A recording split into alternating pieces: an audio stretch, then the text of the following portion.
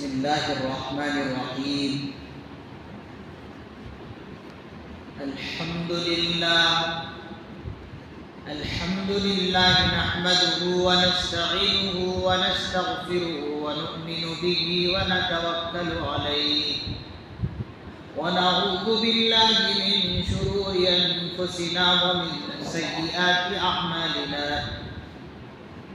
من يهده الله فلا مضل له ومن يضلل فلا هادي له ونشهد أن لا إله إلا الله وحده لا شريك له ونشهد أن سيدنا وسندنا ونبينا ومولانا محمدا عبده ورسوله صلى الله تعالى عليه وعلى آله وأصحابه وأزواجه وذرياته وبارك وسلم تسليما كثيرا أما بعد فأعوذ بالله من الشيطان الرجيم بسم الله الرحمن الرحيم وإذا جاءك الذين يؤمنون بآياتنا فقل سلام عليكم كتب ربكم على نفسه الرحمة أنه من عمل منكم سوءا بجهالة ثم تاب من بعده وأصلح فأنه غفور رحيم وقال النبي صلى الله عليه وسلم إن الصدق بر وإن البر يهدي إلى الجنة وإن الكذب فجور وإن الكذب فجور وإن الفجور يهدي إلى النار أو كما قال النبي صلى الله عليه وسلم رب اشرح لي صدري ويسر لي أمري واحلل عقدة من لساني يفقهوا قولي اللهم صل على سيدنا محمد وعلى آل سيدنا محمد وبارك وسلم سبحان ربك رب العزة عما يصفون وسلام على المرسلين والحمد لله رب العالمين. سارے حضرات ایک مرتبہ محبت کے ساتھ، ادب کے ساتھ، احترام اور عظمت کے ساتھ درود پاک پڑھیں. اللہم صلی علی محمد النبی الأمی وعلی آلہ وسلم تسلیما. میرے نہایت واجب الاحترام، قابل احترام بزرگوں، دوستوں، بھائیوں، آج شعبان المعظم کی 8 تاریخ ہے. مطابق 7 فروری 2025 عیسوی. جمعۃ المبارک کا عظیم دن ہے. اس مبارک دن میں اور مبارک گھڑی میں ہم سب اس وقت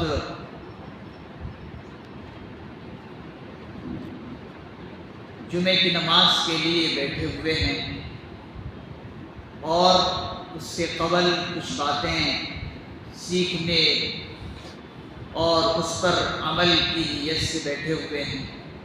اللہ تعالیٰ سے دعا ہے کہ اللہ تعالیٰ ہم سب کی حاضری کو قبول فرمائے اور اللہ تعالیٰ ہم سبوں کے جلد آنے کو قبول فرمائے. آمین. آج میں جس ٹاپک پر بات کرنے جا رہا ہوں، جس عنوان پر گفتگو ہوگی، وہ ہے فضائل شب برات. کیونکہ آنے والا جو جمعہ ہوگا وہ شعبان المعظم کی 15ویں تاریخ ہوگی اور اس سے اگلا والا پچھلا والا جو دن ہوگا جمعرات کا ہوگا، اور اسی جمعرات کے دن میں شب برات بھی ہے۔ جمعرات کو شعبان المعظم کی 14 تاریخ ہوگی، اور جیسے ہی رات آئے گی وہ رات ہی شب برات ہوگی۔ اسی لیے آنے والا جمعہ ہمیں جو ملنے والا ہے وہ شعبان المعظم کی 15ویں تاریخ کا جمعہ رہے گا۔ اسی لیے یہ رات آنے سے پہلے کچھ باتیں ہمیں جان لینی ضروری ہے، کیونکہ ہمارے دین میں جو ہے دو چیزیں ہیں، ایک یہ ہے کہ فلاں فلاں کام کرو اور فلاں فلاں کام سے بچو، یہی دونوں چیزیں، فلاں فلاں کام کرو اور فلاں فلاں چیزوں سے بچو، اور ان دونوں پر عمل کرنے ہی سے انسان کامل اور مکمل مسلمان بنتا ہے۔ تو اس آج کے ٹاپک پر جو باتیں آئیں گی اس کو ہمیں اس نیت سے سننا ہے کہ اللہ تعالیٰ ہمیں ان باتوں پر عمل کی بھی توفیق عطا فرمائے۔ تو عمل کی نیت سے سنیں اور اس کو اپنی زندگی میں نافذ اور لاگو کرنے کی نیت سے سنیں۔ اللہ تعالیٰ مجھے احادیث مبارکہ کی روشنی میں صحیح اور سچی باتیں کہنے کی توفیق نصیب فرمائیں، آمین۔ حاضرین گرامی، ہماری زندگی کا جو مقصد ہے وہ 4 باتوں پر مشتمل ہے۔ ہماری زندگی کا مقصد ہے 4 باتوں کا ہونا۔ پہلی چیز ہے ہماری زندگی کا جو مقصد ہے وہ ہے اللہ کی رضا حاصل کرنا، اللہ کی رضا اور خوشنودی حاصل کرنا، اور دوسری چیز ہے اللہ کی ناراضگی سے بچنا، اللہ کی ناراضگی سے بچنا، اور تیسری چیز ہے جنت حاصل کرنا، اور چوتھی چیز ہے جہنم سے آزادی حاصل کرنا۔ یہ 4 باتوں پر ہماری زندگی ہونی چاہیے، اور زندگی کا یہی مقصد ہے۔ ہم سب یہی چاہتے ہیں کہ اللہ ہم سے راضی ہو جائے، ہم لوگ نہیں چاہتے ہیں کہ اللہ ہم سے ناراض ہو۔ اسی طریقے سے ہم لوگ چاہتے ہیں کہ جنت مل جائے، اور چوتھی چیز جہنم سے آزادی ہو جائے۔ تو یہ چیزیں کب ملیں گی ہمیں؟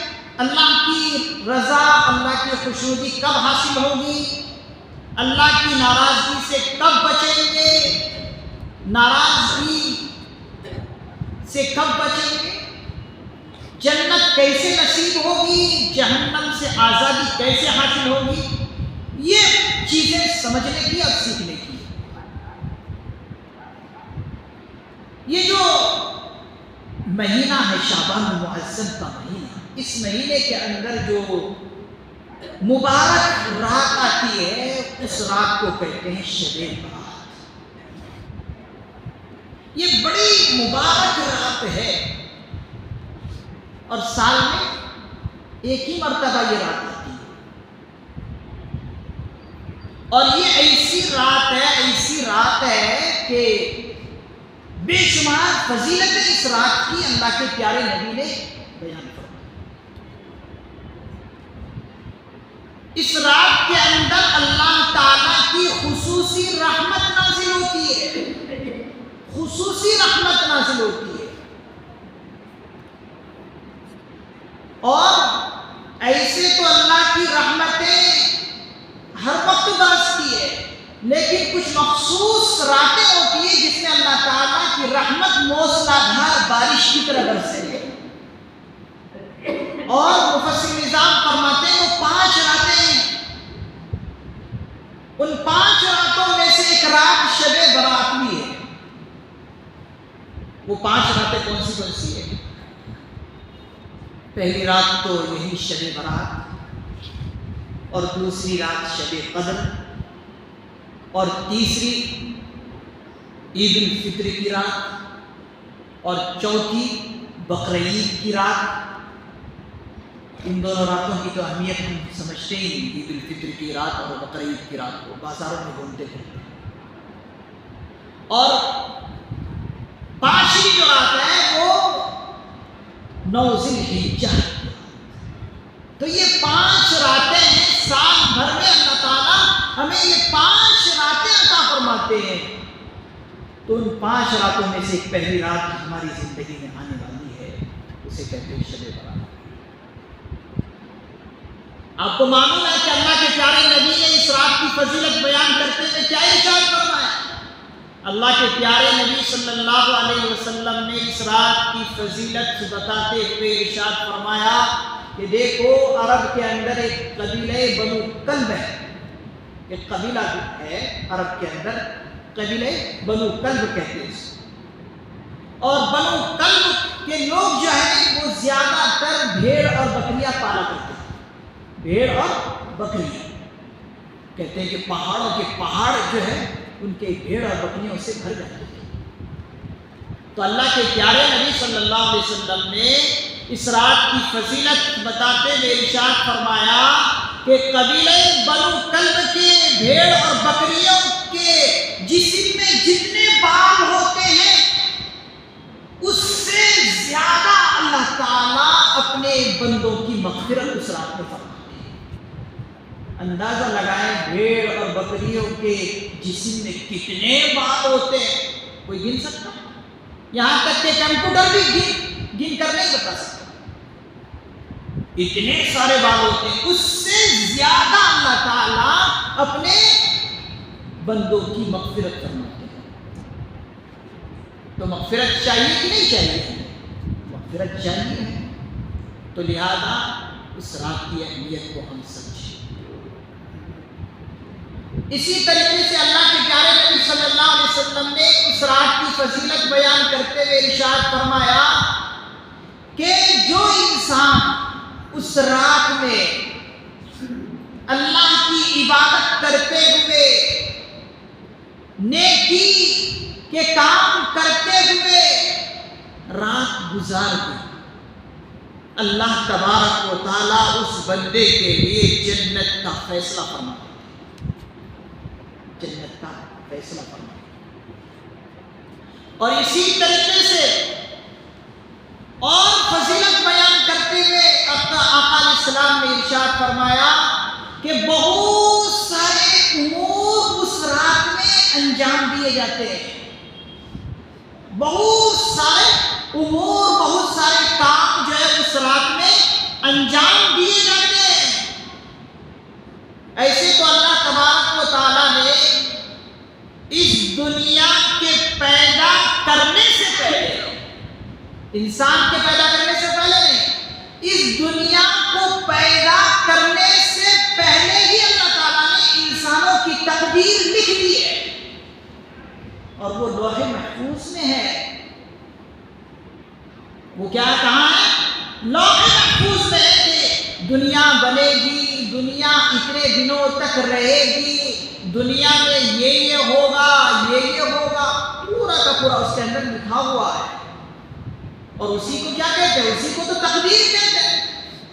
اور تقدیر پر ایمان رکھنا ضروری ہے مسلمان کے لیے۔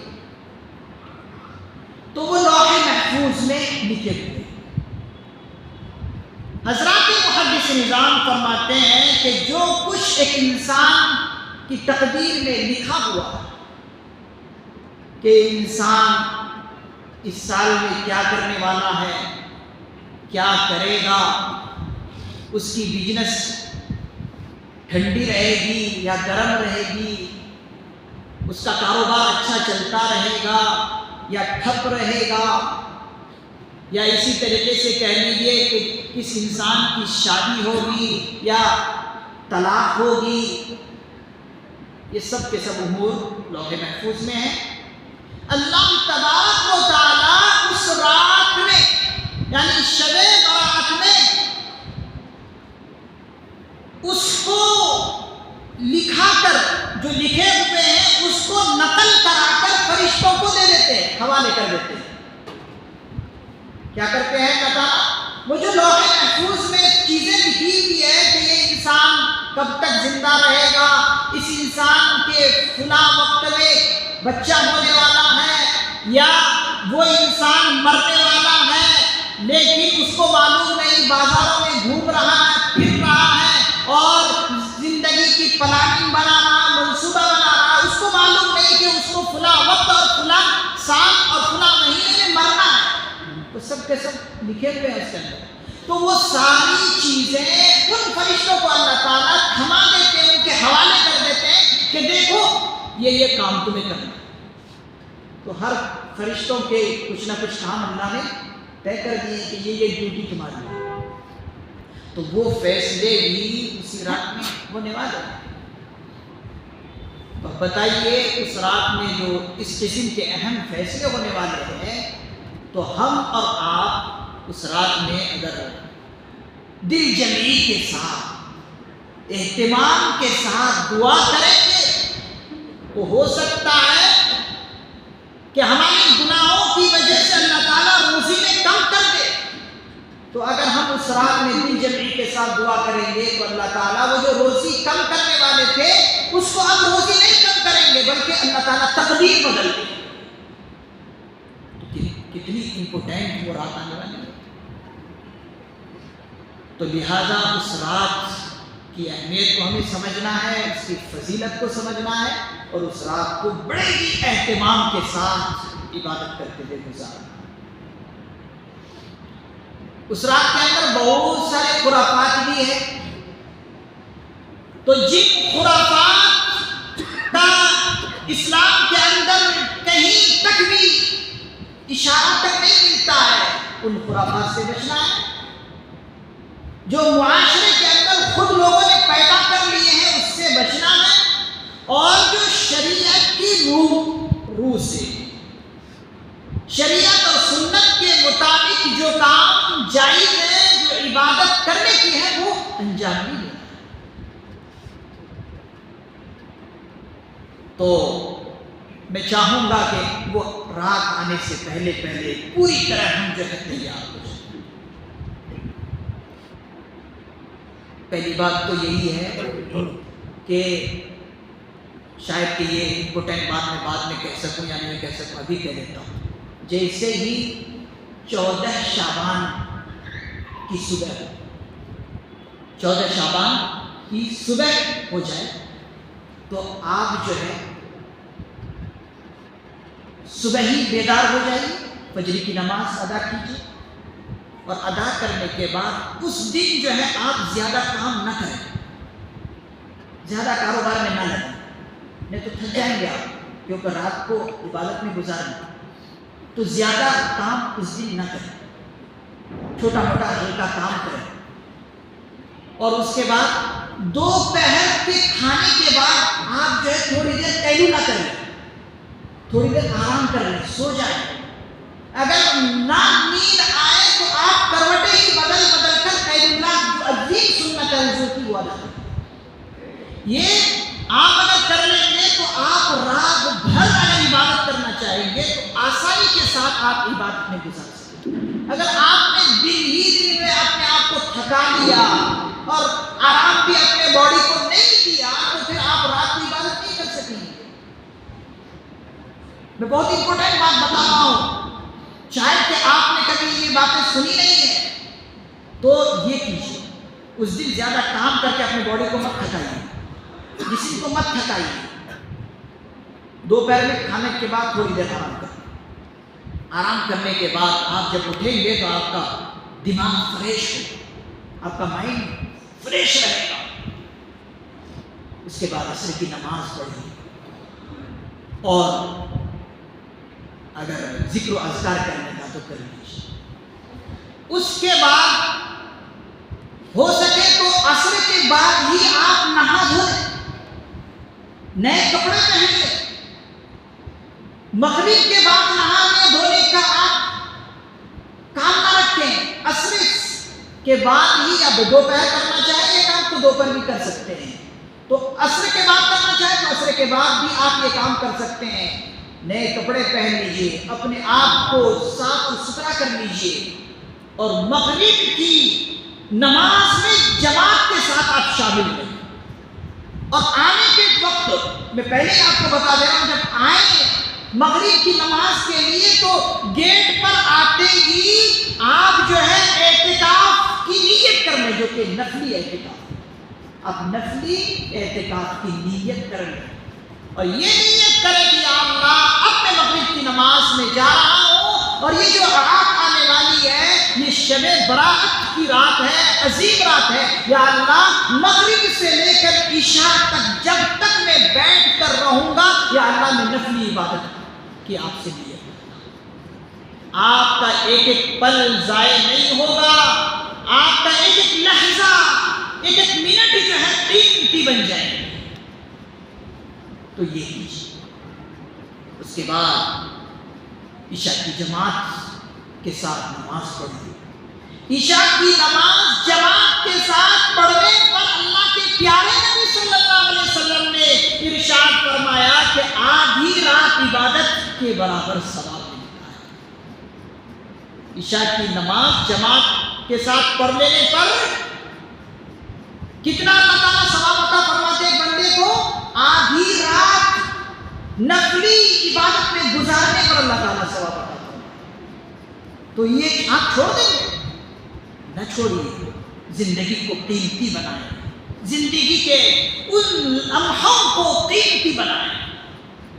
پھر اس کے بعد عشاء کی نماز کے بعد آپ سے اگر ہو سکے، اگر آپ کا دل تلاوت قرآن میں دل لگتا ہے تو قرآن کریم کی تلاوت کیجیے۔ اگر آپ کا من اور آپ کا دل تسبیحات پڑھنے میں لگتا ہے تو تسبیحات پڑھتے رہیے۔ اگر آپ کا دل دعا کرنے میں لگتا ہے تو دعا میں لگ جائیے۔ پھر اس کے بعد آپ جو ہے فجر کی نماز جماعت کے ساتھ پڑھنے، جماعت کے ساتھ فجر کی نماز ادا کرنے پر اللہ کے پیارے نبی صلی اللہ علیہ وسلم نے فرمایا گویا کہ اس نے پوری رات ہی عبادت کے اندر گزارا۔ تو یہ بڑی امپورٹنٹ بات ہے، آپ اپنے پلے باندھ لیجیے۔ اللہ کے پیارے نبی صلی اللہ علیہ وسلم نے فرمایا کہ اس رات میں ان لوگوں کو اللہ کی طرف سے بخشش اور مغفرت کا پروانہ نہیں ملتا جو 7 قسم کے گناہ کرتے رہتے ہیں۔ 7 قسم کے لوگوں کی مغفرت اس رات میں نہیں ہوتی ہے جب تک کہ وہ رات آنے سے پہلے سچی توبہ نہ کر لے، سچی توبہ نہ کر لے۔ جس آیت کریمہ کی میں نے ابھی تلاوت کی ہے سورہ انعام کی آیت نمبر 54، وَإِذَا جَاءَكَ الَّذِينَ يُؤْمِنُونَ بِآيَاتِنَا فَقُلْ سَلَامٌ عَلَيْكُمْ كَتَبَ رَبُّكُمْ عَلَى نَفْسِهِ الرَّحْمَةِ أَنَّهُ مَنْ عَمِلَ مِنْكُمْ سُوءًا بِجَهَالَةٍ ثُمَّ تَابَ مِنْ بَعْدِهِ وَأَصْلَحَ فَأَنَّهُ غَفُورٌ رَحِيمٌ۔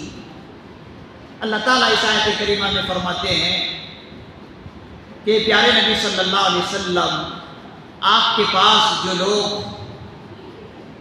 آئے جو ہماری آیتوں پر ایمان رکھتے ہیں، یؤمنون بآیاتنا، جو ہماری آیتوں پر ایمان رکھتے ہیں، اگر وہ آپ کے پاس آئے تو کہیے فقل سلام علیکم، کہ تم پر سلامتی ہے۔ کتب ربکم علی نفسہ الرحمہ، کہ تمہارے رب نے، تمہارے پروردگار نے اپنے آپ پر رحمت کو تمہارے لیے لازم کر لیا۔ کوئی چیز جب کہ اللہ پر لازم نہیں ہے، لیکن ہم جیسے بندوں کو اللہ سمجھانے کے لیے یہ کہے کہ دیکھو تم پر رحمت نازل کرنا میرے اپنے اوپر کیا کر لیا؟ لازم کر لیا۔ کب؟ انہ من عمل منکم سوءا بجہالہ، کہ جو تم میں سے کوئی برائی کا کام نادانی میں کر بیٹھا، اس سے پہلے نادانی میں، ناواقفی میں کر بیٹھا، پھر ثم تابا، پھر اس نے توبہ کر لی، اس کے بعد وَأَصْلَحَ، اور اصلاح عمل کر لیا، فَأَنَّهُ غَفُورٌ رَحِيمٌ، تو وہ بہت بخشنے والے بڑے مہربان۔ کیا فرما رہے دیکھ لیا ہے؟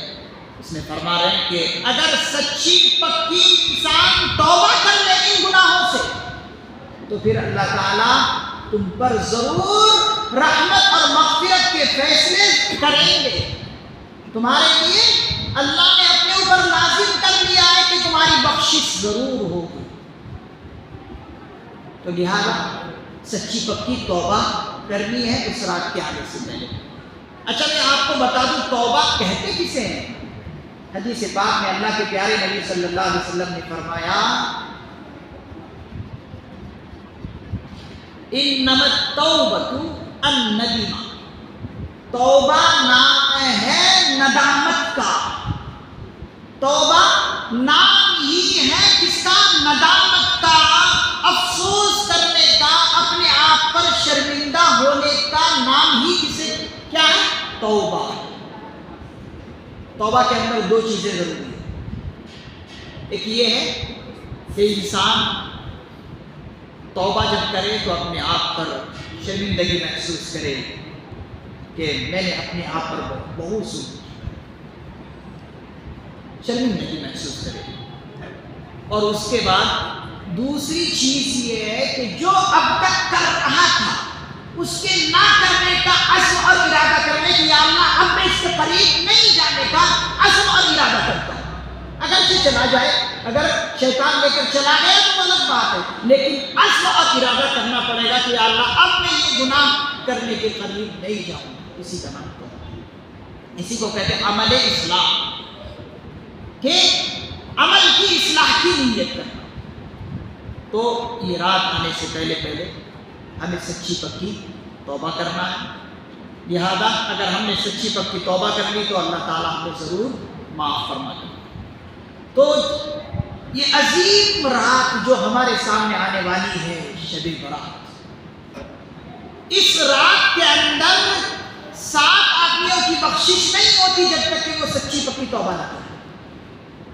اس میں سے پہلا شخص وہ ہے الاشراک باللہ، اللہ کے ساتھ کسی کو شریک کرنا۔ الاشراک باللہ، اللہ کے ساتھ کسی کو شریک اور ساجی سمجھنا۔ اگر ایسا شخص بغیر توبہ کر کے یہ رات حاصل کیا تو اس کو اللہ تعالیٰ معاف نہیں کرے گا۔ اگر اس رات میں بھی توبہ کر لے تو بہت کچھ ہے۔ تو ضرورت ہے کہ وہ رات آنے سے پہلے ہی شرک سے توبہ کریں۔ شرک صرف یہی نہیں ہے کہ خدا کے ساتھ کسی کو شریک کرنا، شرک یہ بھی ہے کہ کسی کی مزار پر جا کر سجدہ کرنا اور یہ کہنا کہ یہ مردہ بھی کچھ دے سکتا، یہ بھی شرک ہے۔ آج اس کے اندر بہت سارے ہماری مائیں اور بہنیں شامل ہیں، بہت سارے مرد حضرات بھی شامل ہیں۔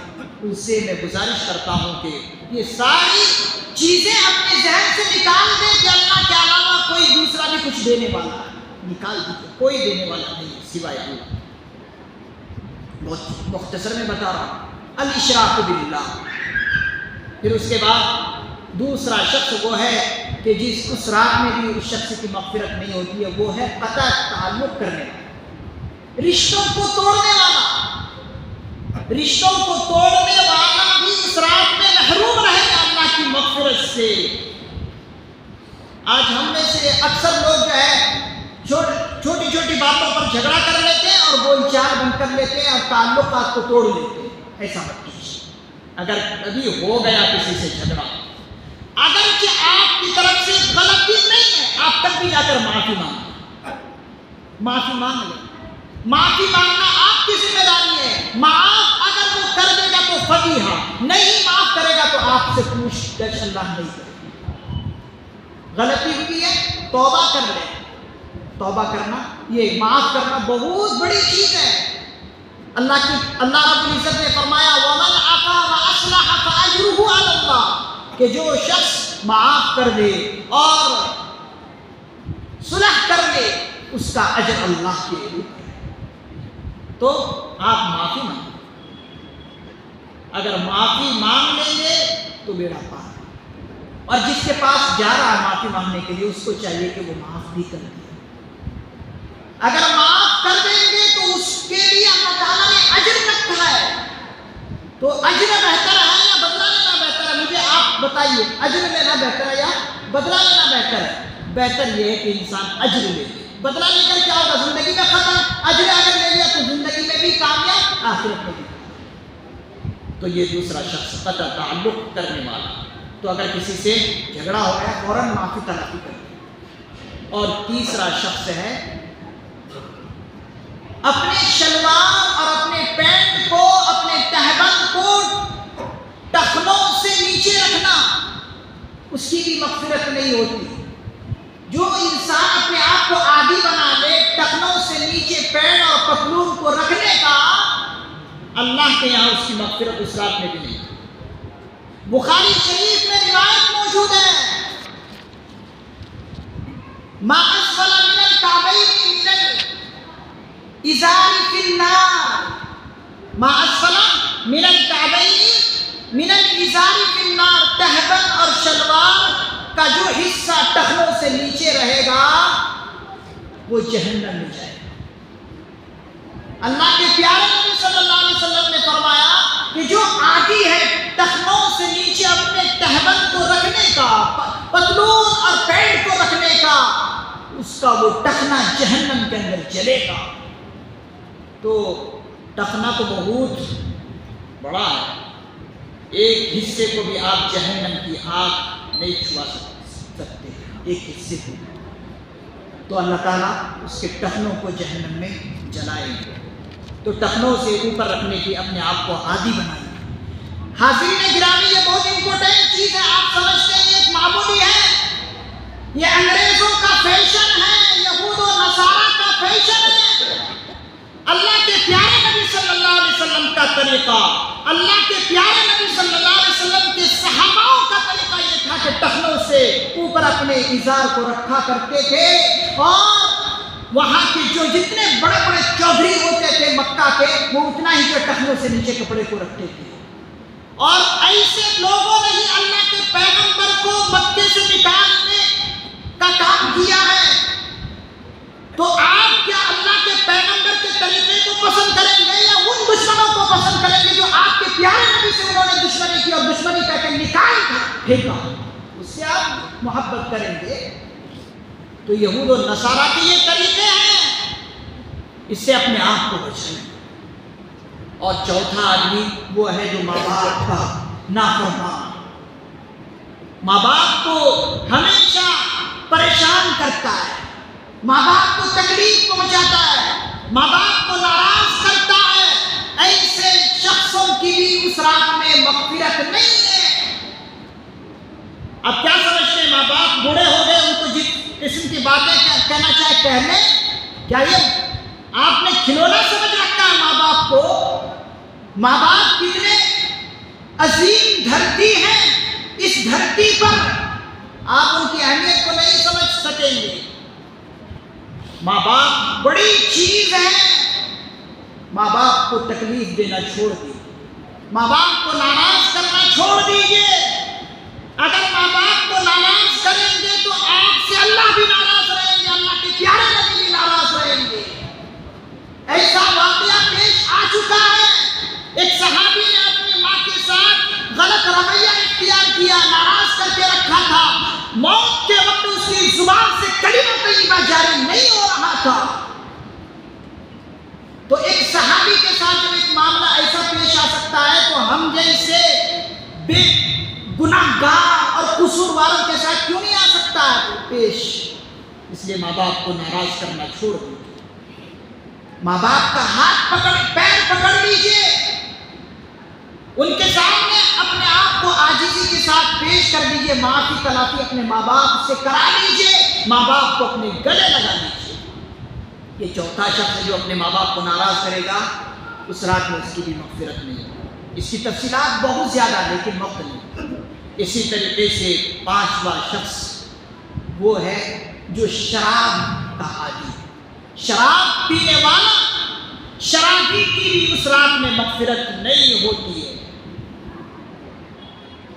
شرابی جب شراب پیتا ہے تو اللہ کے پیارے نبی صلی اللہ علیہ وسلم نے فرمایا گویا کہ ایسا ہے کہ وہ بت کو پوج رہا ہے۔ بت کو پوجنا ہر مسلمان ناگوار سمجھتا ہے، برا سمجھتا ہے، تو جو شرابی ہے جب شراب پیتا ہے گویا کہ وہ بتوں کی پرستش کر رہا ہے۔ ایسے شخصوں کی بھی اس رات میں مغفرت نہیں ہوتی ہے۔ تو لہٰذا جو شرابی اب تک شراب پی رہے تھے ان کو چاہیے کہ شراب سے توبہ کریں۔ شراب کے اندر ساری چیزیں ہیں، گانجا بھی ہے اور افیون بھی ہے، بہت ساری چیزیں شامل ہیں۔ اللہ کے پیارے نبی صلی اللہ علیہ وسلم نے فرمایا کل مسکر حرام و کل خمر حرام، ہر نشہ چیز حرام ہے، ہر خمر اور شراب حرام۔ نشہ آور چیزیں کیا کیا ہیں؟ ہم میں سے ہر کوئی جان سکتا ہے کیا کیا چیزیں نشہ لاتی ہے۔ اس کے بعد ایک اور شخص ہے جس کی مغفرت نہیں ہوتی، وہ ہے کسی کا ناحق خون بہانے والا۔ جو خون بہاتا ہے ناحق کسی کا تو اس کی بھی اللہ تعالیٰ مغفرت نہیں فرماتے۔ تو عزیزان گرامی، وہ رات بڑی عظیم رات ہے۔ اس رات میں ہمیں اپنی مغفرت کرانی ہے اور اپنے گھر والوں کی بھی مغفرت کرانی ہے اور کل مؤمنین کے لیے مغفرت بھی مانگنی ہے۔ اللہ کے پیارے نبی صلی اللہ علیہ وسلم نے فرمایا اس رات میں انہی لوگوں کی دعائیں قبول ہوتی ہے جو ان کے اندر دو شرطیں پائی جاتی ہیں۔ ایک شرط یہ ہے کہ حرام غذا سے بچے۔ حلال غذا کھانے والے کی دعا اس رات میں قبول ہوتی ہے۔ حرام غذا کھا کر اس رات میں اگر دعا کرے تو دعا قبول نہیں ہوگی۔ اور اسی طریقے سے دوسری شرط یہ ہے کہ اس یقین کے ساتھ اللہ کے سامنے دعا کرے کہ انشاءاللہ آج میری دعا ضرور قبول ہوگی۔ تو یقین کے ساتھ دعا کرنے کی شرط ہے اور اسی طریقے سے حرام غذا سے بچ کر اس رات میں دعائیں کریں۔ لہٰذا حرام غذا سے بچیے اور اس یقین کے ساتھ دعا کیجیے اس رات میں جو آنے والی ہے کہ اللہ تعالیٰ میں انشاءاللہ آج یقین کے ساتھ کہہ رہا ہوں کہ آپ میری دعا قبول کریں گے۔ اس یقین کے ساتھ دعا کریں گے تو انشاءاللہ دعا بھی قبول ہوگی اور اپنی اور ہم سبوں کی مغفرت بھی ہوگی۔ اللہ تعالیٰ سے دعا ہے اللہ تعالیٰ مجھے بھی اور آپ حضرات کو بھی ان قرآن و احادیث کی باتوں پر عمل کرنے کی توفیق نصیب فرمائیں۔ آمین۔ وآخر دعوانا الحمدللہ۔